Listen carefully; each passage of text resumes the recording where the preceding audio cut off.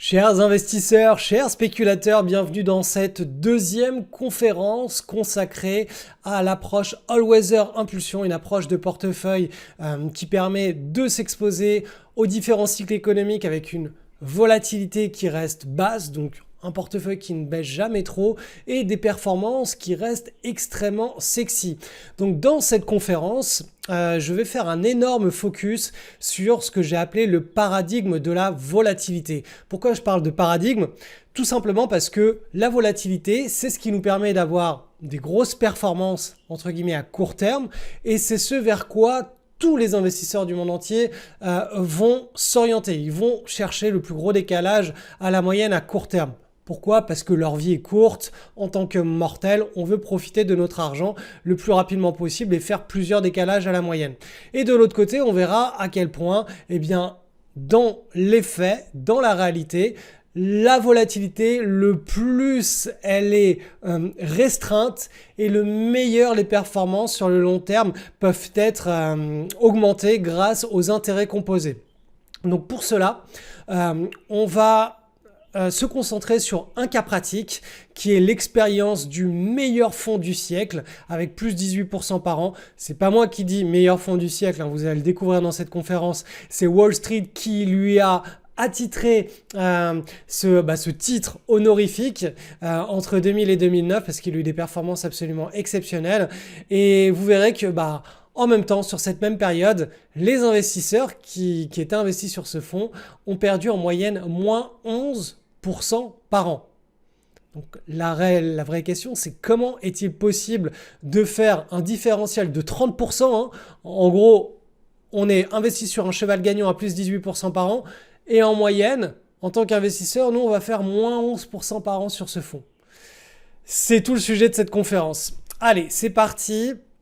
Alors, je ne vais pas vous décrire le sommaire, vous aurez accès à ce PDF, il est soit en dessous de la vidéo, soit sur la page qui vous permet de regarder cette conférence en ce moment, mais je vais juste vous donner les grandes parties. Donc, première partie d'introduction, on va parler d'une philosophie qui est censée être extrêmement disruptive pour vous, à savoir, on est mortel, on est tous des mortels, on cherche, entre guillemets, à l'échelle d'une vie, un résultat. Là, on va essayer de transcender cette échelle d'une vie pour voir ça sur 1, 2, 3, 4, 5 générations et voir quels seraient les résultats si on transmettait un certain schéma de pensée à nos enfants, à nos petits-enfants et aux différentes générations.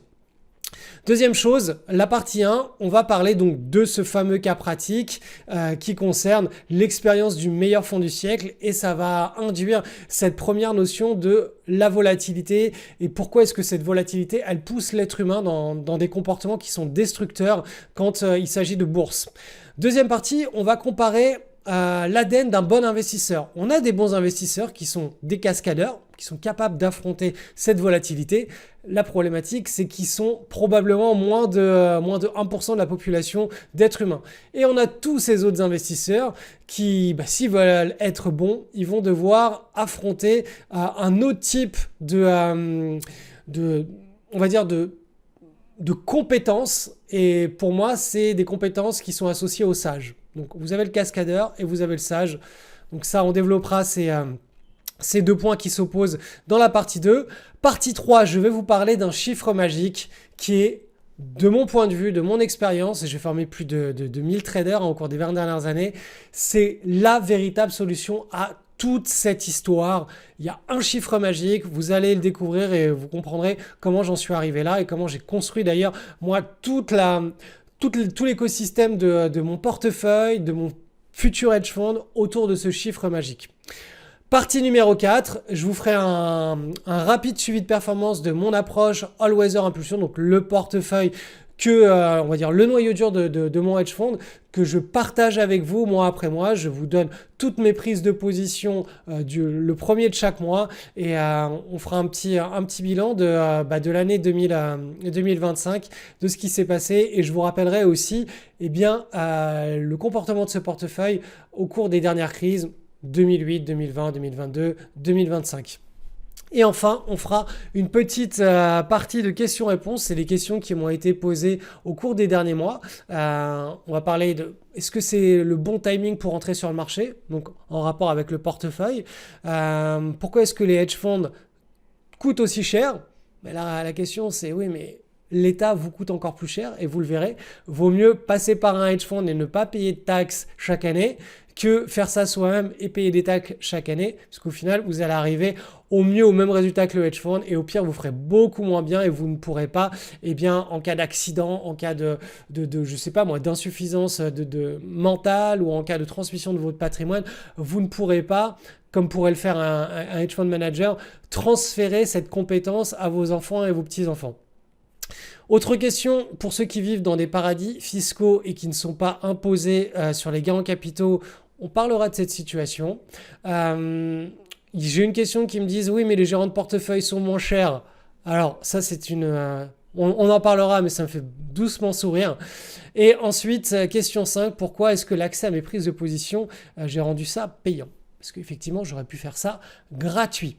Allez, c'est parti, on commence par moi, de mon point de vue, l'élément de cette conférence qui est le plus important après la notion de volatilité parce que les deux évoluent main dans la main. Et cette notion, ça va être celle d'adopter la philosophie d'un immortel. Donc je vais vous demander de faire un effort. Je sais que pour beaucoup, ça va pas faire sens. Mais je vais vous demander de faire cet effort, cette démarche psychologique, d'imaginer que vous êtes un immortel. Et si vous imaginez que vous êtes un immortel, ne vous projetez pas dans ces séries télé ou dans ces films américains où vous devez sans cesse vous battre contre, je sais pas moi, les laboratoires, l'armée, les méchants qui vous veulent du mal, qui veulent vous couper la tête. Parce que tout simplement, si vous êtes un immortel, vous avez compendre votre argent pendant des milliers d'années, vous êtes l'homme le plus riche du monde et vous possédez toutes les armées, tous les laboratoires, toutes les planètes, vous possédez le monde, vous êtes Dieu.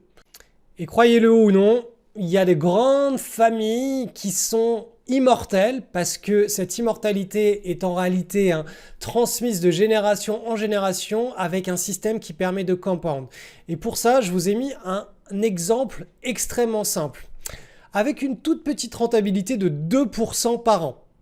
Si vous aviez investi 1 euro, juste 1 euro à 2% par an pendant 2000 ans, vous obtiendrez actuellement plus de 158 trillions. Donc je vous ai mis ici sur ce chiffre le 732, c'est des milliards. C'est grosso modo, c'est là où la plupart des gens identifiés sur cette terre se situent. Ils sont dans des milliards, des dizaines de milliards, des centaines de milliards. Mais vous voyez que là, on est passé non pas sur des milliers de milliards, mais des millions de milliards.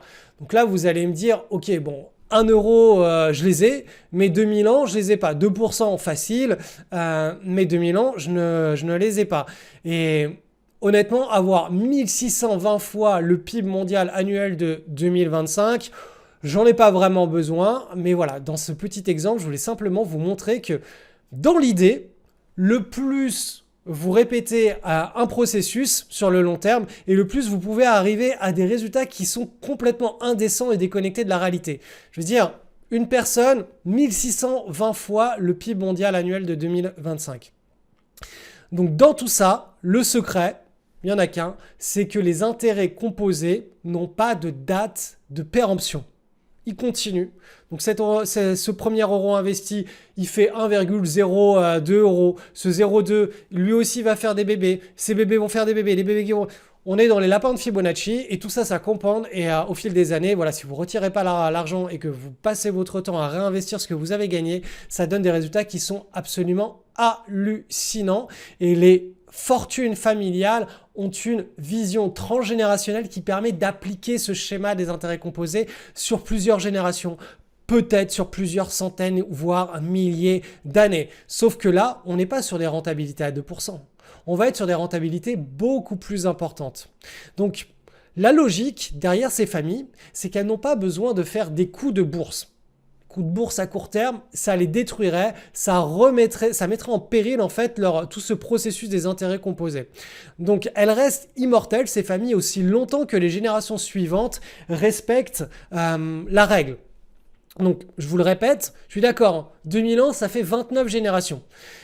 C'est 29 des générations qui doivent se passer la balle comme ça, respecter voilà on va dire la mécanique pour pas faire de bêtises. Si on part du principe qu'une génération c'est 70 ans, voilà, ça fait 29 générations à peu près. C'est pas si simple. Sauf que depuis pas mal de temps, je crois que ça doit faire plus de 100 ans que ça existe, on a des structurations de type trust ou fondation qui existent et qui permettent de graver les règles du jeu dans la pierre. C'est-à-dire que plutôt que de faire une donation à vos enfants, et ils en font ce qu'ils veulent, et croyez-moi, les 3/4 du temps, ils font n'importe quoi, ce patrimoine, il appartient au trust, à la fondation. Les règles disent, vous n'avez pas le droit de retirer le capital du trust ou de la fondation. Et les intérêts composés, vous avez peut-être le droit d'en retirer 1% ou 2% par an, mais pas plus. Donc si vous avez un trust ou une fondation avec un portefeuille diversifié qui génère, je ne sais pas moi, du 10% par an, eh bien, vous obligez les générations futures à s'inscrire dans ce schéma de fortune transgénérationnelle. Et là, la partie est lancée. Le jeu est lancé. Donc la bonne nouvelle, c'est qu'on a vu le schéma à 2% par an pendant 2000 ans. Pour arriver exactement au même résultat, je vous rappelle, le résultat, il est colossal. Hein. 158 trillions d'euros. C'est colossal. Pour arriver au même résultat, non pas en 2000 ans, mais en 415 ans, il vous faut 10% par an. Alors oui, 10% par an, il n'y a pas les taxes. Encore une fois, si vous êtes structuré correctement et que les taxes sont un problème pour vous, elles ne deviennent plus. Vous structurez votre approche dans une juridiction où il n'y a pas de gains en capitaux, ou vous structurez un portefeuille dans lequel vous n'allez pas réaliser des gains en capitaux si vous êtes dans une juridiction qui est extrêmement fiscalisée. Donc en 415 ans, à 10% par an, on fait aussi bien que l'immortel à 2% en 2000 ans. Vous voyez que là, tout de suite, ça représente juste 6 générations. Donc là, le jeu devient de plus en plus pertinent. Passons maintenant à une rentabilité de 15% par an. Donc là, je pousse vraiment le curseur. Ça représente 283 ans et seulement 4 générations. 4 générations, honnêtement, faire appliquer un schéma pendant 4 générations avec les trusts, les fondations, je sais pas moi, écrivez vos mémos, écrivez quelque chose où le fils, le petit-fils, etc. va être éduqué avec certaines valeurs financières qui sont pas extrêmement complexes. De mon point de vue, c'est accessible à tout le monde, mais vraiment à tout le monde. Si vous êtes en mode YOLO, à savoir, je veux profiter de la vie, je veux pas de descendance. Là où vous dites, bon, ok, Cédric, tout ton schéma, j'en ai rien à faire. Sauf que là, on rentre en 2026 et retenez que le premier humain immortel est peut-être déjà né. Et dans une société de type Elysium, il est possible d'imaginer que la plupart des humains du haut soient capables de vivre 283 ans. Je ne parle même pas d'immortalité, je parle d'espérance de vie prolongée pour ceux qui ont les moyens d'augmenter cette performance, on va dire, du corps, l'humain augmenté. Certains croient déjà à l'humain immortel, moi je crois à la potentialité d'un humain augmenté qui pourra vivre peut-être 150 ans, peut-être 200 ans, et peut-être que dans 200 ans, on sera capable de le pousser jusqu'à 283 ans, et je vous rappelle que 283 ans, c'est 158 trillions d'euros. Ce que l'immortel aurait mis 2000 ans à faire à 2% par an. Donc, tout ça pour vous dire que le véritable problème que l'on a tous en tant que mortels, c'est qu'on se définit avec une date de péremption et on essaye de tout faire dans un référentiel, une échelle de temps qui est très courte. Et ça nous pousse à prendre des paris sur des choses qui ne peuvent pas compound parce qu'ils ont trop de volatilité. Donc on va parler maintenant du problème du mortel qui a donc une vision générationnelle à l'opposé des familles, des fortunes familiales qui ont des visions transgénérationnelles. Donc le mortel, il se considère, donc comme je vous l'ai dit, avec une date de péremption. Du coup, au lieu de se focaliser sur la croissance infinie de son capital, le mortel se concentre sur des gros écarts à court terme de son patrimoine. Et le résultat, eh bien, à certains moments, ça peut marcher. Hop, il va faire un 1000% sur une crypto jusqu'à ce que le compte crame, puisque ça va marcher sur 1, 2, 3 cryptos. Puis après, la cinquième, boum, il va se retrouver à zéro. Il va se dire, j'ai déjà fait 1, 2, 3, 4 fois, je suis capable de le refaire 2 ou 3 ou 4 fois, mais après, je me retirerai au bon moment. Et il répète ce schéma en permanence. Donc, il fait monter son patrimoine, il se retrouve à zéro. Les 3 quarts du temps d'ailleurs, il fait même pas le premier coup. Avec le peu d'argent qu'il a, il se retrouve directement à zéro. Il doit rééconomiser de l'argent pour essayer de refaire un coup et de se retrouver à zéro. Avec cette logique, il est littéralement impossible de profiter des intérêts composés. Il repart à zéro en essayant de faire un coup. Repartir à zéro, c'est donner une date de péremption à son capital.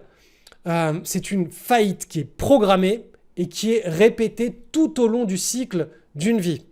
Le postulat, c'est donc de partir du plus haut possible à chaque fois. À chaque fois que votre capital, les paris ne se passent pas bien, ça doit faire baisser un petit peu votre capital, mais certainement pas le faire repartir à zéro. Donc vous devez repartir à chaque fois, mais du plus haut possible. Et pour cela, il faut gérer correctement la volatilité du portefeuille. Donc ce qu'il faut retenir de cette introduction, c'est que la forte volatilité et donc les grosses perfs à court terme empêchent la mécanique des intérêts composés à long terme, car le portefeuille repart toujours proche de zéro. L'idée que j'aimerais que vous adoptiez, même si c'est contre-intuitif, c'est de visualiser pendant cette conférence l'immortalité et la faible volatilité. L'immortalité pour les taux d'intérêt sur le long terme et la faible volatilité pour éviter de repartir à zéro et éviter ce que l'on va voir dans la première partie, toutes les erreurs comportementales. Donc, c'est parti pour la conférence. On va attaquer la partie numéro 1. La volatilité, le problème sans fin de l'investisseur. Et pour cela, pour mettre en avant ce postulat, on va partir de l'expérience du meilleur fonds du siècle. Donc, petit rappel. Avant que je rentre dans les détails, il faut que je vous explique, si vous ne le savez pas encore, ce qu'est un gérant de portefeuille traditionnel, donc qui sera investi que sur des actions d'un hedge fund. Le hedge fund, il peut s'investir sur tout un tas d'actions et faire plein de choses différentes. Donc c'est pour ça que ce sont deux univers différents et il faut absolument pas les confondre. On ne peut pas les comparer. Ça n'a rien à voir. Donc je vous rappelle que le gérant de portefeuille classique de type Warren Buffett, fonds traditionnel, il ne peut investir que sur des actions, il peut prendre position que à la hausse, que sur le long terme. La plupart du temps, il n'a pas le droit de revendre ses positions et faire des allers-retours dans tous les sens.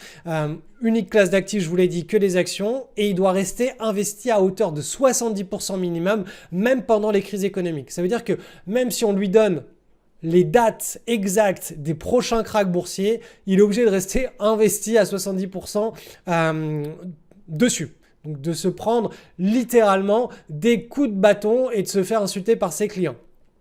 Avec toutes ces contraintes, il est donc normal qu'un gérant de portefeuille traditionnel ne sorte pas du lot à long terme. Et d'ailleurs, les études démontrent que 91% des gérants de portefeuille ne font pas mieux qu'un simple ETF sur indice boursier. Donc ça, c'est la première réalité et elle concerne globalement tous les investisseurs du monde entier parce que pour eux, la bourse, c'est un gérant de portefeuille traditionnel.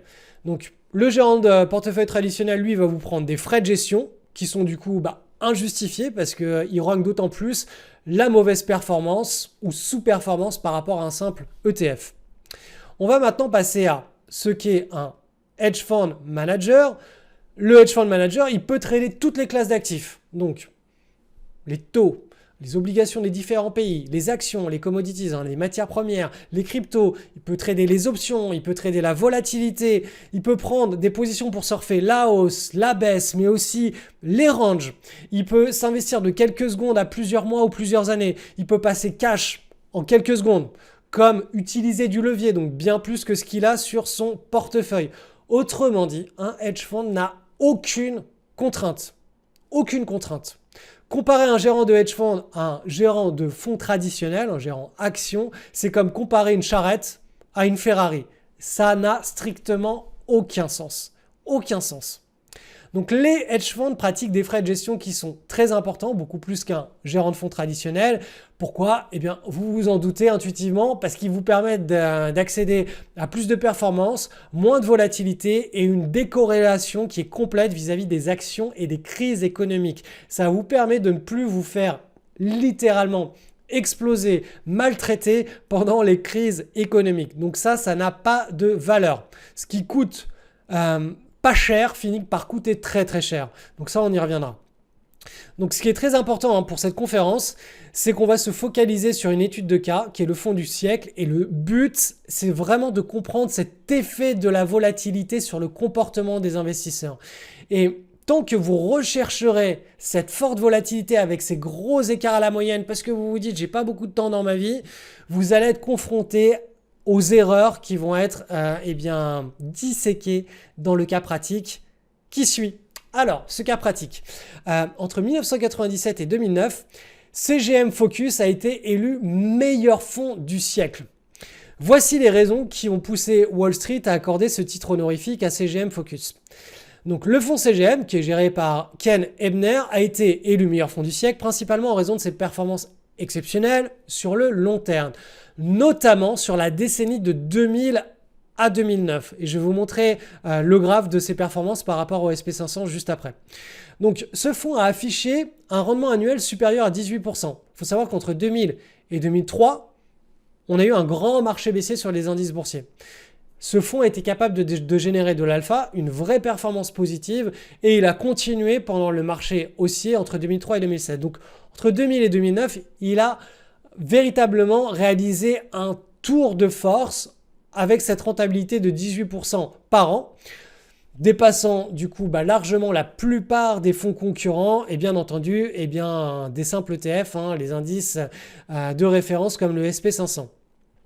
Donc je le répète, mais depuis 97, CGM Focus a généré un très très bon rendement qui est de l'ordre de 12% par an en moyenne, transformant 10 000 euros en 96 000 euros en 20 ans. Cette médaille donc de ce titre honorifique de meilleur fonds du siècle a bien entendu été décerné à l'occasion d'un pic de performance décennal en 2009.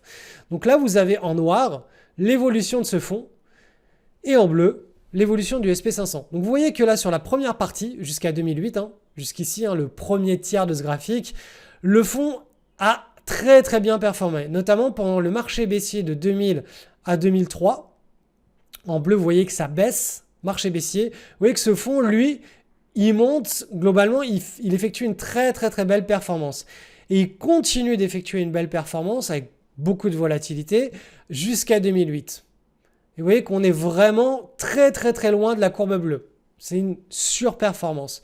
Donc pendant toute cette période-là, Wall Street était littéralement ébahi face aux capacités incroyables de gérant de portefeuille, de ce gérant de portefeuille, des performances, en se disant mais il va continuer, c'est pas possible. Et du coup, à chaque fois que grosso modo, le fonds surperformait de manière agressive l'indice, ça attirait l'œil, le regard de tous les investisseurs et ils se mettaient à acheter le fonds. Donc jamais avant, mais toujours après.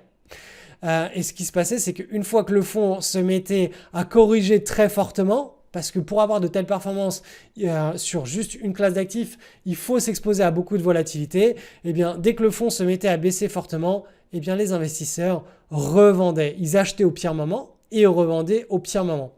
Et ce qui s'est passé depuis 2009, donc c'est le titre de ce slide, jusqu'à 2022, c'est que CGM a vécu une véritable descente aux enfers qui, le 30 novembre 2022, vous voyez que la courbe noire s'arrête ici, le 30 novembre 2022, eh bien, cette étoile du coup filante s'est arrêtée de briller ce jour-là et le fonds a été liquidé parce que les performances sont devenues catastrophiques et du coup ça a engendré une perte de popularité du fonds, donc forcément un recul des encours et ça a déclenché la fermeture.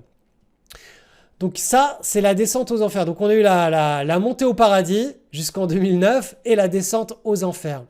Donc on va faire un petit focus maintenant sur l'âge d'or. Donc ça, je vous l'ai mis entre 2000 et 2009. Comment perdre sur le cheval gagnant CGM? Donc ça, c'est une véritable question. Et c'est là-dessus où vous devez vraiment fixer votre attention parce que la volatilité, c'est la source de tous les ennuis des investisseurs du monde entier, des investisseurs en bourse. De 2000 à 2009, CGM est devenu, comme on l'a dit, le fonds américain diversifié avec la meilleure performance nettement au-dessus du SP500. Performance moyenne plus 18% par an, alors que le SP500 sur la même période, moins 1% par an. Donc on est vraiment une étoile. Une étoile. Une star. Le gérant de portefeuille, voilà, tout le monde se dit mais ce mec il a tout compris. Il a plié le jeu. C'est le meilleur gérant de portefeuille action traditionnel du monde entier. Donc, titre honorifique, le meilleur fonds du début du siècle. Pendant cette même période, les investisseurs de CGM ont réalisé moins 11% par an. Vous ne rêvez pas, la majorité des investisseurs de ce fonds star pendant cet âge d'or ont sous-performé, donc si vous regardez le différentiel, de presque moins 30% le fonds. Comment est-ce possible? Eh bien, il s'agit d'un grand classique boursier. On investit, comme je vous l'ai dit juste avant, après les années très bonnes, après 2001, après 2007, 2007 plus 80%, j'y vais, c'est vraiment, le mec a tout compris, il va continuer. Et qu'est-ce qui s'est passé? Dès que le fonds effectue ce qu'on appelle un drawdown, donc une contre-performance baissière, eh bien tout le monde panique et tout le monde retire son argent. Donc par exemple en 2008, moins 48%, tout le monde retire son argent. Tout le monde est rentré au pic, tout le monde ressort au creux. Ce phénomène du acheter haut et vendre bas a fait que la performance moyenne des investisseurs a été inférieure de presque moins 30% de la performance du fonds lui-même. Et donc le gérant de portefeuille, ce Ken Ebner, a reconnu que le flux massif d'argent entrant au sommet des performances a conduit à ce résultat que lui ne peut pas contrôler. Il ne peut pas dire aux investisseurs quand rentrer et quand ne pas rentrer sur son fonds. Donc tout ça, ça nous amène à ce schéma des mauvaises décisions d'entrée et de sortie qui agit un petit peu comme un virus ou comme un gène. C'est ancré dans l'ADN des êtres humains. 99,99999% des investisseurs vivent en permanence cette histoire. Ils achètent quand ils voient le fonds monter parce que dans notre esprit, le fonds où le gérant fait ses preuves, quand ça monte, ça veut dire qu'il a fait ses preuves. Nous, on attend qu'il fasse ses preuves. Il a fait ses preuves. On est OK avec ça. Il nous inspire de la confiance. On est dans l'euphorie. OK, je suis très satisfait. Je rentre. Et souvent, j'ai encore un petit momentum qui me permet d'être en surperformance. Puis ensuite, voilà, le gérant se met à sous-performer ou le marché est en déclin. Et là, on se dit, OK, bon, c'est un problème temporaire, ça va passer. Et puis en fait, ça passe pas du tout. Et là, on se met à paniquer et on se dit qu'on est vraiment à côté de la plaque, que le gérant, il fait n'importe quoi, que nous, peut-être, on a fait n'importe quoi, que peut-être le marché fait n'importe quoi et que il a changé, qu'il n'a plus rien à voir avec ce qu'il a fait pendant 200 ans, le marché boursier, et que du coup, on n'est pas fait pour la bourse, on n'est pas fait pour le gérant, et on retire notre argent ici. Et puis après, le cycle se refait, on est à la recherche, on veut plus entendre parler de la bourse, puis la bourse remonte, et puis on se remet à la recherche d'un gérant, on attend qu'il fasse l'épreuve, et puis voilà. Et on répète ce schéma indéfiniment. Mais en réalité, ce qui nous fait sortir au pire moment, c'est la volatilité. Si ce fonds n'avait pas baissé de moins 48%, mais juste de moins 8%, est-ce que vous pensez que vous auriez capitulé? Certainement pas. À moins 8%, vous pouvez dormir tranquille. À moins 48%, hors de question. Donc je suis atteint de ce virus, vous êtes atteint de ce virus. Pourquoi? C'est même pas un virus, comme je vous l'ai dit, c'est encodé dans l'ADN de l'être humain. Je suis personnellement incapable de tenir des positions trop perdantes. J'adore acheter ce qui monte au ciel. Ça me fait la preuve par A plus B que je suis sur les bons investissements. Et on découvrira dans la deuxième partie de cette conférence le domaine que j'utilise. Mais grosso modo, sans le détailler ici, il faut accepter nos comportements d'humains. On ne va pas les renier. Et il faut gérer le véritable problème qui est la volatilité de nos investissements. Car si on supprime cette volatilité, il n'y a plus de mauvaises décisions. Elle n'existe quasiment plus. Citez-moi une erreur, un exemple d'erreur de timing sur un compte épargne. Ça n'existe pas. Le compte épargne n'est pas quelque chose qu'on peut timer. C'est comme un salaire. Ça monte, ça monte, ça monte, ça monte. Il n'y a aucune volatilité sur la rémunération du cash. Il n'y a pas de comportement destructeur possible sur la rémunération d'un compte épargne parce qu'il n'y a pas de volatilité. Le niveau de volatilité est le problème de tous les investisseurs du monde entier. On pourra vous dire tout ce que vous voulez. Mettez-vous face à cette réalité. Vivez avec de l'argent réel, un cycle haussier et un cycle baissier et vous comprendrez de quoi je veux parler. Du coup, on en arrive à la solution que Warren Buffett a tenté de mettre en œuvre. Et franchement, Warren Buffett, c'est à la fois un génie de la gestion de fonds traditionnels. Je ne parle pas des hedge fund managers. Il y a un nombre incalculable de hedge fund managers qui font bien mieux que Warren Buffett, mais en gestion traditionnelle sur action, c'est le dieu vivant. Et du coup, en tant que dieu vivant, il a mis en place une religion pour faire en sorte que ses adeptes arrivent à tenir pendant ces phases de capitulation, pendant ces phases où tout le monde perd. Parce que le constat qu'on a vu avec CGM Focus, Warren Buffett l'a constaté lui aussi sur son fonds, à savoir que la plupart des investisseurs de son fonds font bien moins bien que le fonds en lui-même. Alors, j'en reviens à la lecture. D'après Warren Buffett, la sous-performance de ses investisseurs dans Berkshire Hathaway s'explique principalement par leur comportement et non pas par les choix d'investissement de Warren Buffett. Beaucoup d'investisseurs sous-performent parce qu'ils achètent et vendent au mauvais moment, influencés par leur peur ou par l'excitation du marché. Ce sont les paroles de Warren Buffett. Du coup, Warren Buffett, il vous a trouvé un petit remède, éduquer ses investisseurs. Tout au long de sa vie, il a tenté de transmettre sa religion du buy and hold, de tenir indéfiniment, de s'accrocher à ses positions, en disant « Vous devez détenir des entreprises de qualité que vous ne payez pas trop cher ». Et du coup, il s'est carrément transformé en gourou en multipliant les écrits, les conférences, les vidéos, les interviews via les grands médias américains.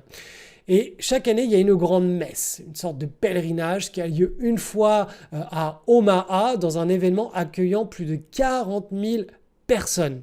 Ce Woodstock des capitalistes est devenu un incontournable pour les fans de Warren Buffett. C'est une sorte de lieu de pèlerinage. On est vraiment dans l'acte religieux ici. Si on fait face à la réalité, c'est un gourou qui transmet une religion à des adeptes avec un lieu de pèlerinage une fois par an. On est vraiment dans ce schéma-là. Et malgré tous les efforts de Warren Buffett, le résultat reste le même. La plupart de ces investisseurs sont incapables de tenir lorsque leur portefeuille dévisse de moins 70%. La vérité humaine maintenant, parlons-en. Aucune religion ne pourra supprimer le sentiment d'avoir perdu une vie de travail en quelques mois de bourse. Aucune. Pire, quand une crise se met en place, il faut lutter avec les médias. Les médias toute la journée. Ils vous annoncent que c'est la fin chaque jour du capitalisme. Vous avez votre propre entourage qui perd son emploi, qui perd son pouvoir d'achat, donc qui se plaint, qui perd en qualité de vie, plus de vacances, on va acheter des vêtements d'occasion au lieu d'acheter pour les enfants, les cadeaux sont moins importants. On va remettre, nous, en question notre propre projet de vie. Est-ce qu'on va être capable de payer les études à nos enfants ? Est-ce que notre retraite va être si élevée ? On pensait avoir un matelas supplémentaire de sécurité avec nos petits placements pour la retraite. Est-ce qu'on va pouvoir se payer nos vacances ? Et d'ailleurs, est-ce que je vais garder mon emploi ? Et si je perds mon emploi, que me reste-t-il ? Il me reste des belles entreprises en portefeuille qui ont perdu moins 70%. Mais moi, à mes yeux, ça vaut plus rien tout ça. Et ma femme qui demande le divorce.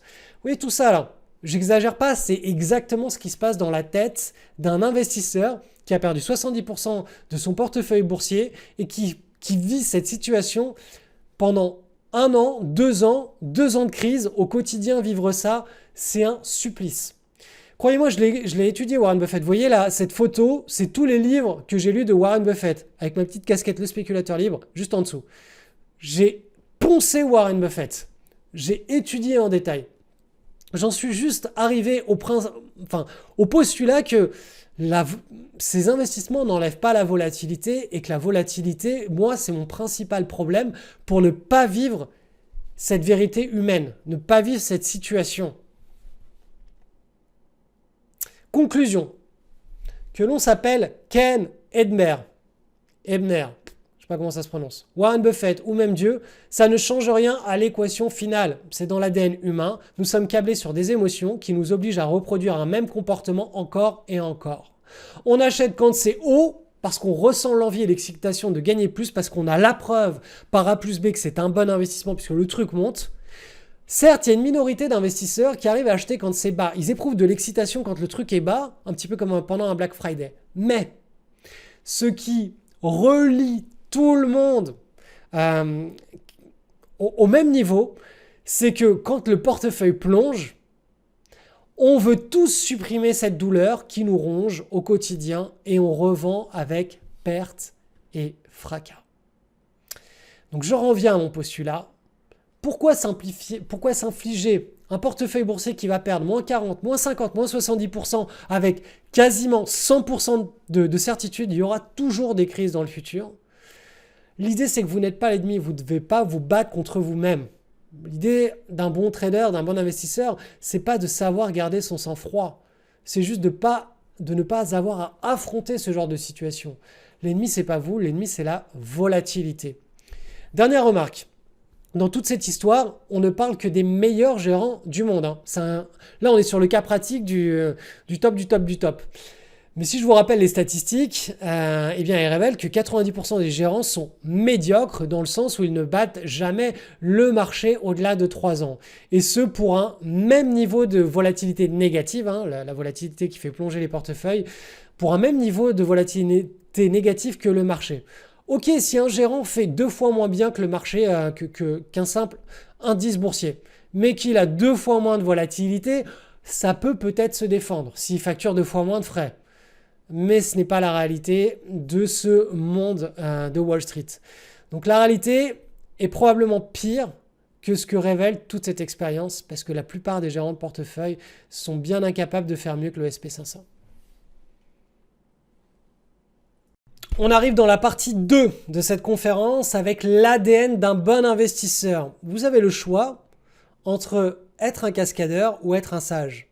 On a vu que très rares sont les cascadeurs qui arrivent à gérer ces cracks boursiers, ces marchés baissiers, ce que j'ai appelé la volatilité négative. Les bons cascadeurs, ils arrivent à gérer cette volatilité négative, mais vu que ce n'est pas quelque chose qui est inscrit dans l'ADN humain, c'est compliqué. Par contre, les investisseurs que j'associe à des sages, eux, ils ne doivent pas gérer la volatilité négative, ça ne les concerne pas. Ils doivent gérer la volatilité positive. Et vous allez voir ce qu'est la volatilité positive. C'est parti. Alors, on revient rapidement au cascadeur qui doit gérer les crises, volatilité négative. Donc dans la première partie de cette conférence, nous avons vu à quel point la volatilité était responsable des accidents que prenaient les investisseurs dits cascadeurs. La majorité des investisseurs pensent encore qu'il faut être un bon cascadeur pour survivre en bourse. On parle ici de gérer la volatilité négative, donc de gérer les mouvements baissiers de son portefeuille. Mais imaginons que l'on enlève de l'équation la variable volatilité. Il n'y aurait plus besoin de garder son sang-froid, comme je vous l'ai déjà dit, pendant des catastrophes boursières, car il n'y aurait plus de cascades à réaliser et donc plus d'accidents. C'est un fait, personne ne prend le bouillon avec un compte épargne. Passons maintenant à la volatilité positive. Le sage gère le manque à gagner. Quand tout pète vers le haut et que vous n'êtes pas à 100 ou 200% investi sur le nouveau truc du moment qui pète vers le haut, vous allez entendre dans votre entourage, eh bien, le voisin, le collègue qui se pavane en vous disant « Voilà, moi je gagne tant, je suis sur les meilleurs investissements, toi non, t'es nul, je suis le meilleur. » C'est cette frustration que vous allez devoir gérer en tant que sage. C'est la frustration de ne pas gagner le maximum quand le marché délivre le maximum. C'est de renoncer à certains accidents positifs, donc de renoncer aux plus gros gains potentiels dans le but de ne pas s'exposer aux accidents négatifs. Ainsi, vous allez réduire la volatilité positive, mais vous allez aussi réduire la volatilité négative. En réduisant cette volatilité positive, donc ces gains exceptionnels, vous allez avoir une frustration, c'est celle du manque à gagner. Donc le sage, il doit gérer une certaine forme de frustration, doit gérer une certaine forme de volatilité. Et cette volatilité, c'est la volatilité positive et c'est la frustration du manque à gagner. Alors tout ça, ça nous amène à une réalité qui est un gérant de portefeuille est un gourou. C'est un gourou qui éduque ses investisseurs. La question c'est oui, mais à quoi? Alors je vais vous dire les choses telles qu'elles sont. Un gérant est un gourou qui a son propre système de croyance. C'est pas parce que lui croit en quelque chose que c'est la réalité pour un autre gourou qui va être la même, qui est la réalité universelle de la bourse. Il y a plein de systèmes de croyance qui marchent pour plein de stratégies boursières différentes. Et pour chaque gourou, pour chaque gérant, vous avez des adeptes. Les adeptes du gourou sont là parce que eux veulent bien croire en la religion du gourou. Le gourou doit comprendre son propre câblage mental avec cette question. Je préfère gérer un accident ou je préfère gérer une frustration de cupidité? Puis ensuite, il peut écrire sa propre Bible en choisissant son identité. Donc, je câble mes clients à prendre des bouillons historiques, donc des cascadeurs, la volatilité négative. J'en fais des cascadeurs kamikazes ou je les câble à gérer la frustration du manque à gagner. J'en fais des sages, ils doivent gérer la volatilité positive, c'est-à-dire apprendre à gagner moins, à gérer la frustration de gagner moins quand le voisin se pavane de gagner des quantités d'argent gigantesques qui va rendre intégralement au marché quelques trimestres plus tard. Donc moi, personnellement, j'ai choisi ma religion et j'espère que pour votre bien-être, vous serez capable de ne pas vous leurrer sur les limites de l'humain face au comportement des marchés. Comme je le répète depuis 20 ans, le job du trader n'est pas d'apprendre à garder son sang-froid pendant les pires situations. Son vrai job est de ne jamais être exposé aux pires situations pour éviter d'avoir à faire appel à son sang-froid.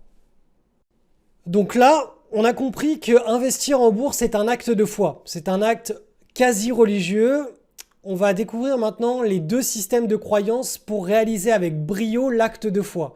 Donc que vous soyez du côté cascadeur, vous savez, l'extrémiste kamikaze, ou du côté du sage, ce sont deux religions différentes avec à chaque fois un acte de foi qui est plus ou moins intense. Je vais vous présenter l'acte de foi du cascadeur qui est, de mon point de vue, un extrémiste kamikaze. Le cascadeur, lui, doit être ultra croyant. Il doit être aux extrêmes, car croire en la vie après un moins 70%, c'est hardcore. Dans les profondeurs abyssales des pertes latentes, il faudra implorer un miracle pour sortir en vie de ce bourbier. Et si Dieu buy and hold existe, il vous sortira de cet enfer après plusieurs années de souffrance. La devise du kamikaze, ça passe ou ça casse, mais dans tous les cas, je serre fort mon derrière. Donc là, vous avez une image de l'acte de foi de l'extrémiste kamikaze, donc du cascadeur. Maintenant, je vais vous parler de l'acte de foi du sage, qui est beaucoup plus modéré. De mon point de vue, il doit être croyant seulement modéré. Pourquoi seulement modéré? Car son challenge est d'accepter de ne pas être all-in sur la nouvelle bulle du moment, alors que son voisin frime sur des performances intenables. Il doit croire au fait qu'une bulle n'est pas un état permanent et que les retours de bâton sont encore plus violents. Il doit gérer la frustration de ne pas être investi à fond à la volatilité positive. Vous avez une bulle sur l'IA, vous n'allez pas être investi à 100% sur les 3 valeurs IA du moment. Vous voyez que les cryptos montent, vous n'allez pas être investi à 100% sur quelques cryptos exotiques qui sont en train de pumper. C'est cette frustration que vous allez devoir gérer et donc vous allez devoir avoir un niveau de croyance qui s'articule au fait de « je crois que cette bulle ne va pas être tenable indéfiniment sur plusieurs générations sur le long terme ». Donc c'est ce niveau de croyance. Il est très modéré de mon point de vue. Il n'y a pas besoin d'être aux extrémistants pour croire en cela. Il y a juste besoin d'être un être humain sage et pondéré. Donc c'est pour ça que de mon point de vue, l'acte de foi, il reste beaucoup plus modéré pour le sage. Bon, on en arrive maintenant à quelque chose de beaucoup plus pratique. Maintenant qu'on a compris la vision qu'il faut développer, où se situer, vers quel type de gestion de portefeuille, quel acte de foi, on va parler du chiffre magique qui est de mon point de vue la vraie solution à toute cette histoire pour gérer la volatilité du portefeuille.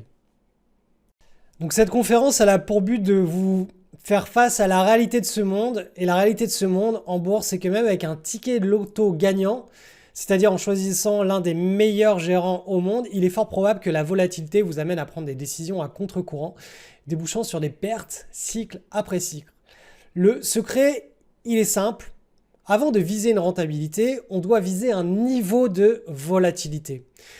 Je vais vous demander de faire un petit exercice en même temps que vous allez m'écouter. Vous allez vous projeter dans cette situation anxiogène. Fermez les yeux et imaginez que les marchés dévissent fort depuis déjà 3 mois.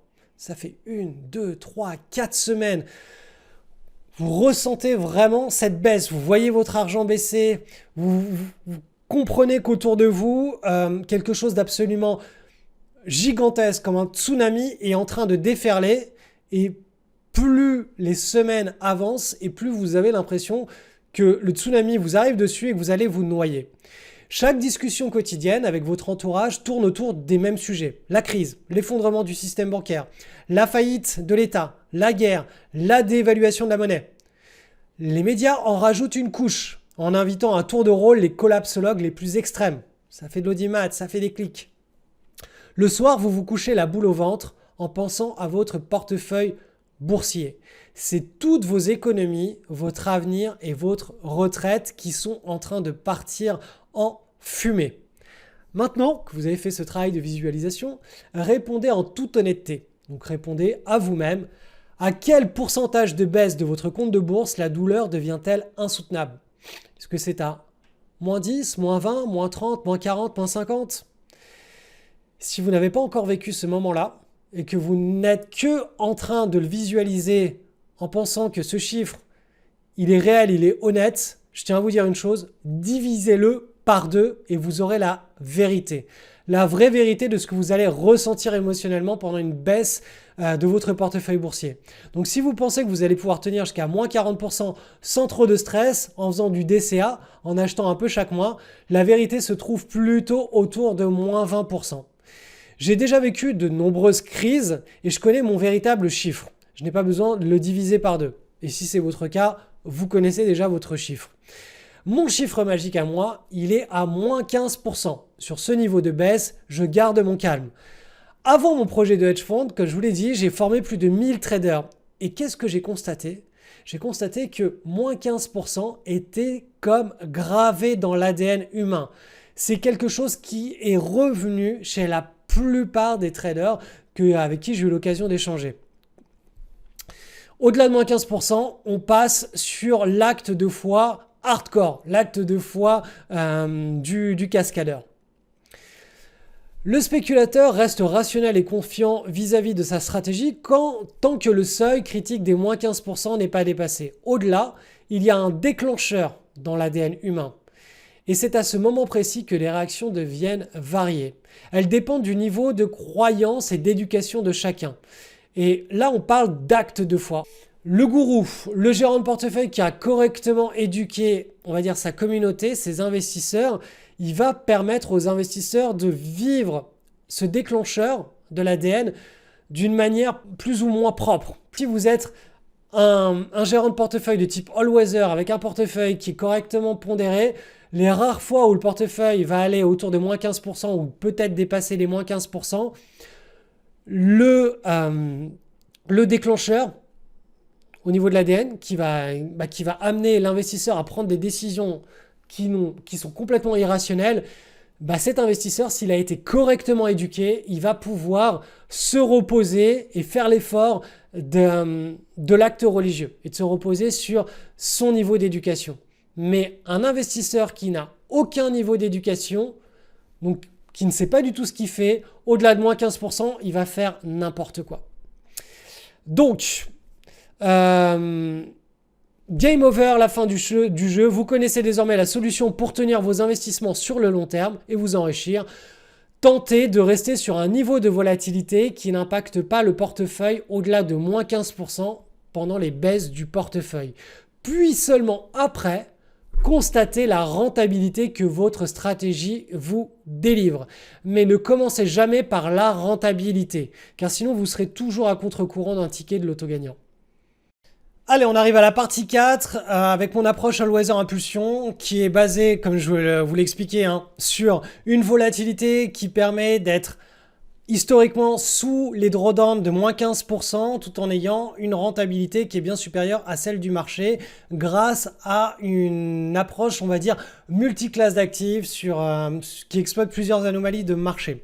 Donc, petit suivi des performances. Si vous voulez, avant cela, comprendre l'approche complète de ce All-Weather Impulsion, j'ai déjà tourner une première conférence, je vous mets le lien ici, elle est disponible sur mon blog ou même sur YouTube. Vous aurez aussi le PDF de cette première conférence, donc je ne vais pas faire une redite, je vais juste faire le petit suivi rapide du portefeuille depuis la dernière conférence qui a eu lieu il y a à peu près 6 mois. Donc là, vous avez la comparaison en bleu entre le portefeuille All Weather, donc ma stratégie qui est complètement systématique. Donc c'est quelque chose qui a fonctionné dans le passé. Je suis même remonté jusqu'à 1950 avec les datas que j'avais, sachant que les matières premières, etc., j'avais des datas qui étaient beaucoup plus... qui remontaient, je crois, à 1980. Mais là, grosso modo, les performances restent du même ordre. On est vraiment dans le même type de comportement du portefeuille. Donc en bleu, vous avez depuis 2004 le portefeuille Impulsion qui a enregistré une moyenne de 20% par an avec une volatilité poussant les baisses du portefeuille à moins 12%. Et en rouge, vous avez le SP500 depuis la même date qui lui a enregistré quasiment 2 fois moins de performance, donc 10,8% par an, avec une volatilité poussant les baisses autour de moins 56%, notamment pendant la crise de 2008. Donc vous voyez, le premier portefeuille, peut-être qu'il ne performe en bleu, il ne performera pas aussi bien que le SP500 quand le SP500 se met à monter en flèche, mais par contre, il va vous éviter tous les erreurs de comportement lié à la volatilité négative, puisque ce portefeuille enlève la plupart de la volatilité négative et il vous expose, grâce à une approche qui est multi-classe d'actifs, à des cycles économiques divers et variés qui permettent de faire bien mieux que la classe d'actifs uniquement action du gérant de fonds traditionnel, qui est 100% action. Là, c'est une approche de type hedge fund, multi-classe d'actifs, on peut être à la hausse, à la baisse ou sur du range. Alors là, dans le cadre de ce portefeuille, on n'est pas à la baisse. C'est vraiment le noyau dur, on va dire l'approche la plus simple, l'approche centrale que je devrais déployer dans mon hedge fund. Il y aura plein d'approches complémentaires qui permettent de faire sur la théorie mieux que ça. Mais voilà, vous avez un petit peu l'idée. Et 2025, vous voyez la continuité des performances. Je dois faire un disclaimer, les performances passées ne présagent pas des performances futures en bourse. Et c'est quoi le truc ? Tout investissement boursier porte ou supporte un risque total de perte en capital. On s'est compris, voilà, le disclaimer est fait. À chaque fois qu'on montre des trucs comme ça, il faut faire le disclaimer. Donc les performances annuel depuis 20 ans. Donc encore une fois, c'est théorique, c'est backtesté et le portefeuille a été lancé en live depuis le 1er mai 2025. Vous voyez, 2025, on est sur une très très belle année et si vous voulez avoir tous les détails de ce portefeuille-là, je vous ai mis le lien ici, c'est sur mon blog. J'en profite pour faire un petit retour très rapide sur les 4 dernières crises pour que vous compreniez comment le portefeuille gère cette volatilité négative dans le sens où en fait il n'a pas besoin de gérer de volatilité négative puisque il y a un cut-off. Il se coupe des marchés baissiers. Voilà, quand les actions rentrent en crise économique, vous voyez, crise de 2008, en bleu, le portefeuille, il a continué à monter alors qu'en rouge, le SP500 s'est mis à baisser pendant la première partie de l'année 2008. Ensuite, le portefeuille est passé complètement cash quand on a eu la vraie crise économique, Lehman Brothers, etc., au niveau du 2 là, en 2008. Et enfin, quand on a eu la troisième vague de capitulation baissière sur les indices boursiers américains en début 2009, vous voyez que le portefeuille, lui, a même augmenté. Il s'est même mis à augmenter alors que les bourses ne faisaient que baisser. On a eu le même type de comportement pendant la crise Covid. La crise Covid s'est mise en place et a fait chuter les marchés de manière extrême. Le portefeuille s'est très vite coupé et mis en mode je me protège d'une volatilité négative. En 2022, pendant la crise inflationniste et la guerre, vous voyez que en rouge, le SP500 a eu beaucoup de volatilité et a baissé pendant une année et demie. Le portefeuille s'est très vite bloqué et a stabilisé, donc pas de volatilité négative. Et pendant la crise des tarifs Trump, celle de mars-avril 2025, vous voyez que le portefeuille, très vite, il s'est mis en cut-off. Et il a même d'ailleurs continué à augmenter alors que les marchés boursiers, eux, dévissaient. Donc encore une fois, l'idée, c'est d'avoir une forte résilience pendant ces périodes de volatilité négative. On ne veut pas vivre de volatilité négative. Et on passe maintenant à la partie 5, la partie questions-réponses. Donc c'est des questions qui sont revenues assez régulièrement au cours des 6 derniers mois, depuis que j'ai lancé en live le portefeuille. Vous avez aussi le track record en live sur la page de présentation complète du portefeuille. Chaque mois, je mets à jour le track record live. C'est un screenshot de mon compte Interactive Brokers et c'est ce qui permet l'audit de ce portefeuille pendant 3 à 4 années qui permettra ensuite éventuellement la création du hedge fund si je décide de le rendre public d'ailleurs ou pas. Ça se trouve, je le garderai juste pour quelques amis proches qui ont des très très gros montants et j'irai pas proposer, il n'y aura pas de proposition publique. Je ne sais pas encore. Partie 5, questions et réponses sur le AWI, All Weather Impulsion. Donc la première question qui revient régulièrement, c'est « Ok Cédric, mais c'est quand le bon timing pour entrer sur ce type de portefeuille ?» Donc dans cette conférence, on a vu qu'une faible volatilité permettait d'entrer à tout moment sans se poser de questions. Vous ne vous posez pas la question de est-ce que c'est le bon moment de rentrer sur votre compte épargne. Il n'y a pas de timing. Le compte épargne n'a pas de volatilité, il n'y a pas de timing.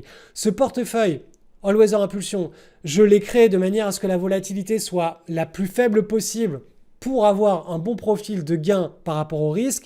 Donc si on va dans cette logique-là, la volatilité étant faible, le problème de timing est censé ne pas exister.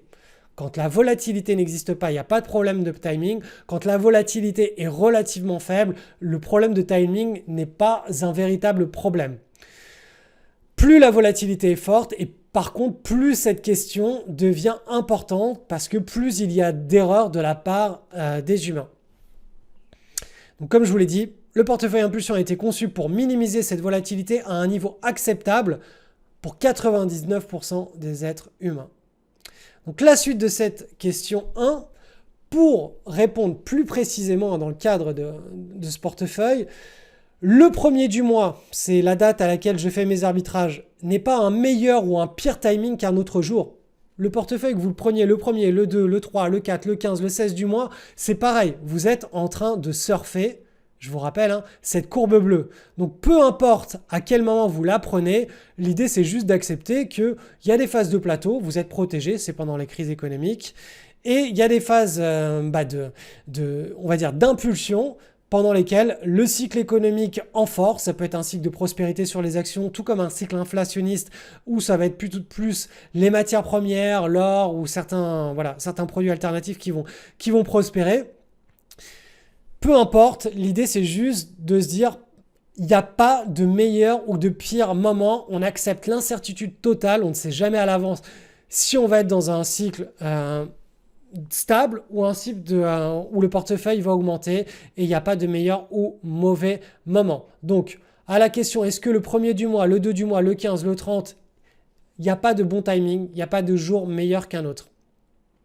Autre question qui est revenue, oui mais Cédric, l'or est haut déjà, les actions sont hautes, tout fait des plus hauts, eh bien ça n'a aucune importance car il y aura toujours un actif qui est plus haut que les autres et qui ira de plus en plus haut que les autres puisque c'est lui qui tire à ce moment-là le portefeuille. Donc refuser d'entrer sur cet actif parce qu'il va de plus haut en plus haut, c'est juste refuser d'avoir la performance du portefeuille. Donc quand il y en a un qui va de plus haut en plus haut, il y en a un qui ira de plus bas en plus bas. Il y en a un qui s'enlisera. Donc je me répète, il faut voir le portefeuille dans son ensemble et pas se poser la question d'un actif au sein du portefeuille qui va de plus haut en plus haut et de se dire ah bah non c'est pas le bon moment parce qu'il est en train de monter. Donc entrer quand le portefeuille effectue un nouveau plus haut au niveau du portefeuille, pas au niveau de la classe d'actifs, n'est pas non plus mieux ou moins bien que lorsque le portefeuille vient de baisser. On part du principe que la volatilité est faible et que tout comme dans un compte épargne, il n'y a pas de timing à avoir. Le timing ne compte plus. Ce qui compte, c'est de supprimer cette interrogation de son esprit et de surfer la vague des intérêts composés sur le long terme, à la manière des immortels, à la manière des familles, des fortunes familiales transgénérationnelles. Et pour réaliser ce tour de force, seule une faible volatilité offre la chance de réussir cette aventure pour 99% des humains. 99% des humains ne sont pas des psychopathes, on est câblés de la même manière et on doit viser une faible volatilité sur le long terme plutôt qu'une forte volatilité à court terme. Question numéro 2. Les hedge funds facturent cher. Et ma réponse est mais peut-être préférez-vous verser cet argent à l'État. Alors, effectivement, dans cette industrie qui n'a rien à voir, je le répète, avec celle des gérants de portefeuille traditionnels, les frais sont en moyenne de 20% qui sont retenus sur la performance avec un watermark. C'est-à-dire que si vous avez fait une performance cette année, le hedge fund va vous prendre 20% de cette performance. Si le portefeuille rebaisse en dessous et qu'il remonte, il y aura, tant qu'il n'aura pas repassé la ligne d'eau, vous ne serez pas refacturé de 20% sur les performances positives. Il faut repasser à chaque fois un watermark, ce qui est vraiment juste de mon point de vue. Et ensuite, il y a 2% de frais annuels. Je ne vais pas justifier leurs dépenses, mais simplement vous faire un calcul très simple. Si vous avez 20 années de spéculation derrière vous et que, en principe, vous êtes bon, vous pourrez peut-être atteindre 20% par an en moyenne par vous-même. Et si vous êtes résident français, à ces 20%, il faut enlever l'impôt sur les plus-values. Vous savez, il y a cette fameuse flat tax des 30%. Donc ces 20%, ils deviennent tout de suite 14% par an. Parce qu'on n'est pas sur une logique de portefeuille permanent là. On fait des achats-reventes, donc les plus-values sont encaissées. Il faut payer un impôt chaque année sur les plus-values. Donc vous passez de 20% par an à 14% par an. C'est l'État qui se gave sur vous, vous travaillez, et l'État vous demande de payer sur votre travail. Donc je répète, pour arriver à ce résultat, vous aurez travaillé dur sur vos investissements. Maintenant, que se passe-t-il si vous déléguez la gestion à un hedge fund ? Tant que l'argent n'est pas sorti du hedge fund, il n'y a pas d'impôt qui s'applique. Résultat, net de frais, la performance annuelle sera autour de 15%, voire un petit peu au-dessus au-dessus de 14%, voire un petit peu au-dessus des 14%. Vous serez taxé uniquement par l'État sur les petits montants que vous décidez de sortir chaque année, si vous décidez d'en sortir. Sinon, vous n'aurez absolument aucune taxation. Donc je vous rappelle, l'objectif est de faire fonctionner éternellement la machine à intérêt composé, ce qu'on a vu en début de cette conférence. Donc, plutôt que de verser à l'État cet argent, vous le versez au hedge fund. Et vous vous assurez une bonne exécution, quel que soit votre état de santé ou quel que soit le niveau de compétence de la génération en charge. On est encore une fois dans cette logique de fortune transgénérationnelle. Donc si on résume, dans le premier cas, l'État vous fait travailler et vous prend de l'argent. Dans le deuxième cas, vous faites travailler le trader et il garde une partie de l'argent qu'il vous reverse, qu'il vous fait gagner. Le hedge fund assure aussi une continuité transgénérationnelle. Vous voyez, quand vous voyez les choses comme ça, vous vous dites finalement les frais du hedge fund, c'est pas si cher que ça. C'est une espèce de PEA surboosté aux hormones. La cerise sur le gâteau. Le hedge fund peut s'exposer à des rentabilités bien supérieures à 20% par an car il a accès à des produits interdits aux résidents européens en direct. Si vous êtes résident européen, vous pouvez investir sur un hedge fund qui aura accès à des produits internationaux, mais vous, en tant que résident européen, vous ne pourrez pas acheter directement ces produits qui ne sont pas, on va dire, logés sur l'Europe. Donc ça fait une énorme différence. Ça permet de booster d'autant plus les performances. Le hedge fund peut aussi diversifier son portefeuille sur des stratégies qui sont complètement étrangères aux traders indépendants et dont on n'entendra jamais parler sur Internet. Ce sont des stratégies qui sont purement quantitatives et qui exploitent des anomalies qui sont invisibles à l'analyse graphique. Donc conclusion à la question numéro 2, le bilan comptable est quasiment similaire. Le hedge fund n'est pas plus cher que l'État. Dans les deux cas, il faut payer. Mais soit le gérant travaille pour vous et vous ne faites rien, soit c'est vous qui travaillez pour l'État. Alors, donc bien entendu, on arrive à la question 3, mais toute la question 2, elle doit s'adapter en fonction de votre fiscalité, du pays dans lequel vous habitez. Là, j'ai pris l'exemple d'un pays européen qui est la France, avec une flat tax à 30%, qui me semble être d'ailleurs relativement correct et raisonnable. Je trouve ça cher personnellement parce que moi j'habite depuis plus de 11 ans à l'île Maurice et il n'y a pas d'imposition sur les gains en capitaux. Mais voilà, dans les pays européens, chacun est dans une situation un peu différente. Si vous vivez dans un paradis fiscal, donc c'est la question numéro 3. Effectivement, là, ça devient beaucoup plus sexy. Donc déjà, première chose, tant mieux pour vous. Vous pouvez accélérer l'accumulation de vos revenus via votre travail. En général, ceux qui habitent dans des paradis fiscaux, ou en tout cas qui ne sont pas dans des enfers fiscaux, ça leur permet d'accélérer par 2 ou par 3 la vitesse de création de leur patrimoine via des business. Mais une fois qu'ils ont cet argent, il va bien falloir le placer. Donc, soit vous développez 20 années de compétences boursières, sans savoir à l'avance si vous êtes fait pour ça d'ailleurs, et vous apprenez la spéculation. Soit vous vous attaquez à des placements à faible volatilité. On l'a vu, c'est le centre de cette conférence. La faible volatilité qui vous rapporteront probablement moins de 9% par an. Et là, je me réfère au portefeuille permanent de Harry Browne. Très simple à mettre en œuvre. Vous n'avez pas besoin d'avoir d'éducation financière pour ça. Ça se fait en une après-midi.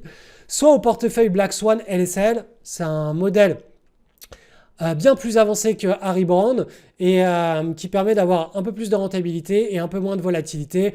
Pareil, ce portefeuille Black Swan que j'ai présenté en privé dans mon école de bourse LSL est quelque chose qui est permanent et qui ne demande pas des arbitrages et des compétences. Mais voilà, la rentabilité, ce sera moins de 10% par an. Et dans ce cadre-là, effectivement, vous n'aurez pas d'impôts à payer et vous n'aurez pas de frais à reverser à un hedge fund manager. Mais voilà, le problème c'est que vaut mieux reverser des frais à un hedge fund et être à 14% par an que faire sa sauce soi-même et être à 9% par an. Enfin, je veux dire, la question elle est vite répondue, le calcul il est vite fait. Les rendements nets d'un hedge fund sont bien supérieurs à vos propres rendements nets en faisant votre histoire par vous-même. Quatrième question. Oui, mais les gérants de portefeuille traditionnels sur les actions sont moins chers, eux.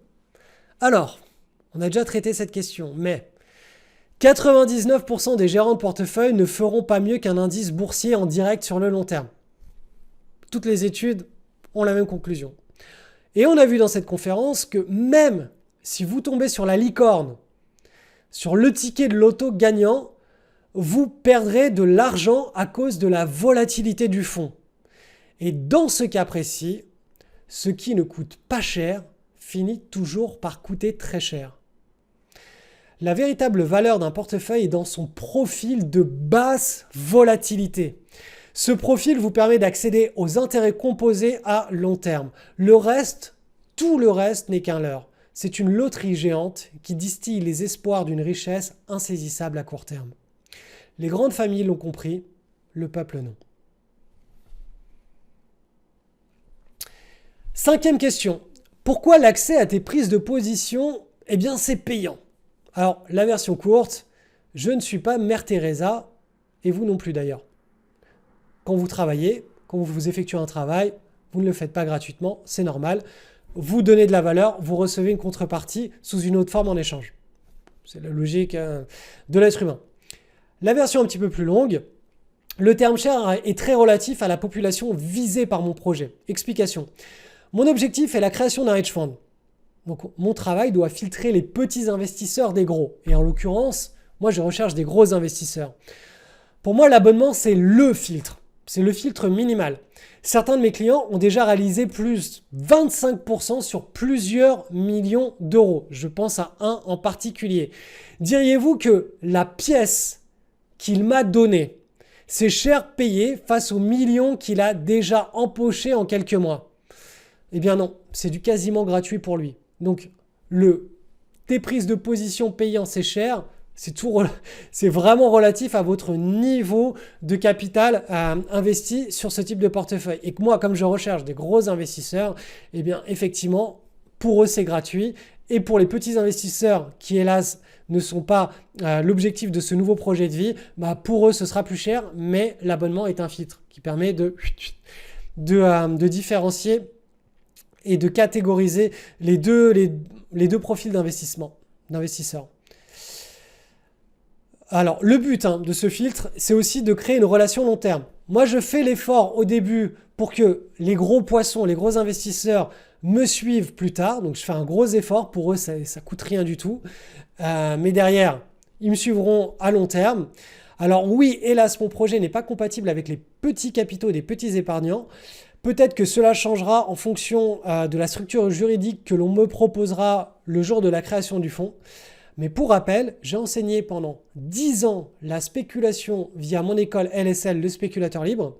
Et ce programme LSL, il est idéal pour les petits investisseurs et il est encore accessible. En tout cas cette année, tant que j'ai encore la team qui bosse avec moi, il y a encore l'encadrement qui est possible, qui est fait, le suivi des opportunités, les trades et le programme est toujours accessible. Donc si vous voulez apprendre à faire tout ça par vous-même, en tout cas accéder à ces espoirs, à ce potentiel de rentabilité pour ce potentiel de volatilité, vous pouvez apprendre à le faire par vous-même. C'est la fin de cette conférence. Je vous souhaite donc le portefeuille le moins volatile possible et de le tenir sur plusieurs générations. Ça résume en 2 phrases tous les concepts défendus dans cette conférence. Peut-être que vous serez immortel ou peut-être que ce sera votre famille. Dans les 2 cas, il ne tient qu'à vous d'appliquer les principes de richesse exposés dans cette conférence. Si vous voulez avoir plus d'infos sur le portefeuille All-Weather et mon aventure de hedge fund, c'est sur ce lien. Je vous souhaite à bientôt. La prochaine conférence sera probablement donnée, je n'ai pas encore le sujet, mais dans 6 à 8 mois.